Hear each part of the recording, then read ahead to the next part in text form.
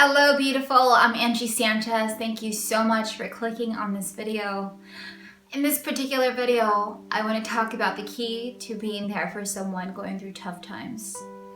Now, we've all been there. I've personally been there on both ends of the spectrum, but I want to focus on just being there for someone. So the key is listening. Something we don't do naturally in this day and age. The key is just listening to what the person has to say, listening to what the person is experiencing. And the best way to go about that is perhaps ask more questions. Ask how they feel, ask what they think makes them feel that way. Ask what they think they're going to do now. Ask if there's anything that you can do. A lot of times what people do when others are going through tough times is they give their inputs, they give their perspective, they give their point of view, what they would do in that particular situation. And what that does, it creates frustration in the other person, because we all have different life experiences, and if we all have different life experiences, that means we all have different perspectives. So in you telling someone what you would do, you're imposing on their reality, and therefore they might push you away, they might shut you down, they might not reach out to you the next time they're going through something, or even that time that they are going through something, and perhaps you're not the person that they want to go to anymore. You're not listening. So the key is listening when someone is going through something. I do want to encourage you, when someone's going through something that's just hard. Sometimes life is hard. Sometimes we forget that this is a reality that we create. So we forget that others are having human experiences, especially from having a perspective of spirituality and having a perspective of, guides and of angels around us, and of all these energies around us that are rooting for us. Sometimes it's easy to get caught up in that world, to get caught up in the humanness of this reality that we're in. And from my perspective, I have learned that when we are there for others, and we are listening, we are creating this space of all lovingness, it's hard to remember the spirituality aspect of things. It's hard to remember that there is good in the world for just a split second.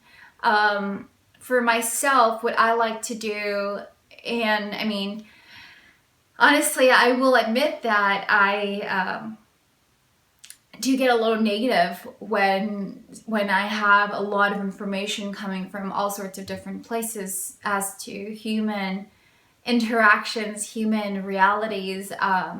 I forget the spiritual part of our reality. I forget the spiritual aspect of this reality. And what I like to do is I like to kind of be in it, like be in that suck, be in that I don't want to do anything, I don't want to talk to anyone. I just want to embrace this. And even when I'm like, am I feeling this way? Why does this person's drama or negativity, even though they came to me for help, why does it affect me as if it was my own creation? And on some level, it is my creation, because I brought it into my reality somehow. I created it. So it does remind me to be human. It grounds me. Almost like flying high on this spiritual kite. And then you have friends going through something very difficult. It helps people like me, and people, I'm sure, in a spiritual realm stay grounded. I'm just choking here. So the key is listen.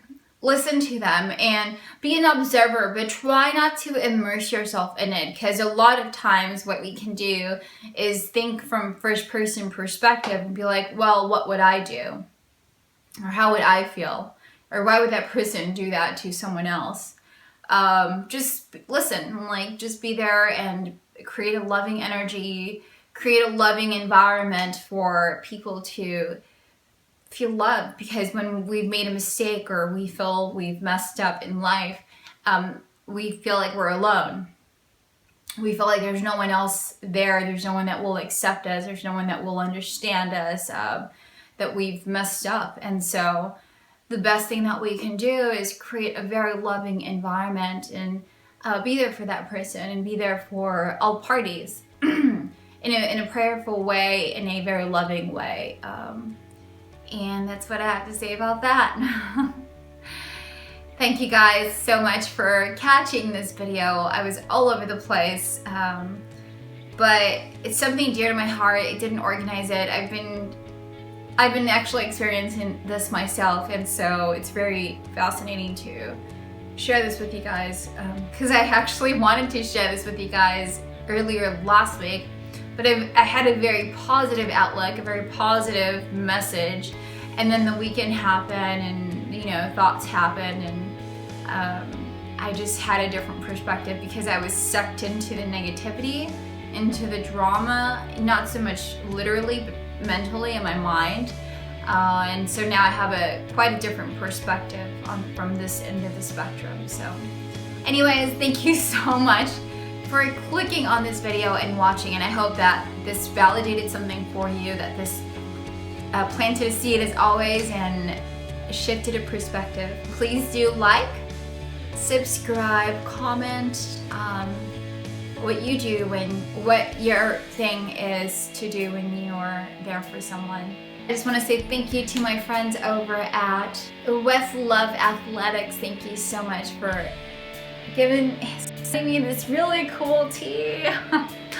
Thank you guys so much. I will leave a link below with their website so you can check out their really cool tees. So anyways, thanks so much, you guys. I'll catch you guys in the next video. Sending you all lots of love, lots of love, lots of love. Namaste.